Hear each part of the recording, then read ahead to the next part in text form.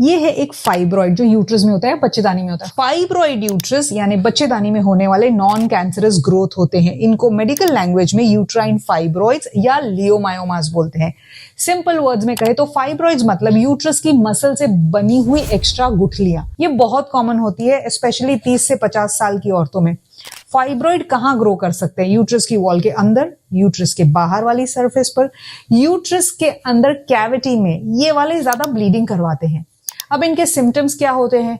कई बार कोई सिम्टम नहीं होता, जैसे इस केस में मेरी पेशेंट कह रही थी कि पेट थोड़ा सा भारी लग रहा है और बच्चे चाहिए उसको, उसके लिए आई थी। लेकिन जब सिम्टम्स होते हैं तो या तो कभी बहुत ज्यादा ब्लीडिंग होगी पीरियड्स में, या लंबे पीरियड्स होंगे, पीरियड्स के दौरान पेन हो सकता है, लोअर एब्डोमेन में हैवीनेस या पेन हो सकता है, बार बार बाथरूम जाने की फीलिंग आती है, पेट कभी कभी फूला हुआ लगता है, प्रेगनेंसी में डिफिकल्टी होती है, या बार बार मिसकैरेजेस भी हो सकते हैं, कुछ भी हो सकता है। इंपॉर्टेंट बातें याद रखनी है कि फाइब्रॉइड कैंसर नहीं होते हैं।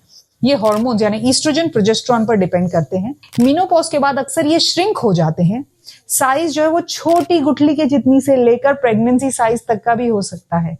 अब आप पूछेंगे कब डॉक्टर को दिखाना चाहिए? जब ब्लीडिंग कंट्रोल में ना हो, सिवियर पेन हो, प्रेगनेंसी प्लानिंग में प्रॉब्लम हो, पेट का साइज अचानक बढ़ने लग जाए, या कोई भी एबनॉर्मल पीरियड प्रोलॉन्गेशन आपको लगे, आपको तुरंत जाके डॉक्टर को दिखाना है। गुड न्यूज ये है कि फाइब्रॉइड्स का ट्रीटमेंट पॉसिबल है। मिनिमल इन्वेजिव प्रोसीजर्स हो सकते हैं या सर्जरी। सब कुछ सिम्टम्स और प्रेगनेंसी प्लान पे डिपेंड करता है। फाइब्रॉइड्स कॉमन है, नॉर्मल नहीं। इस रील को सेव कीजिए, शेयर कीजिए और फॉलो कीजिए फॉर नो फिल्टर गायनिकोलॉजी ज्ञान।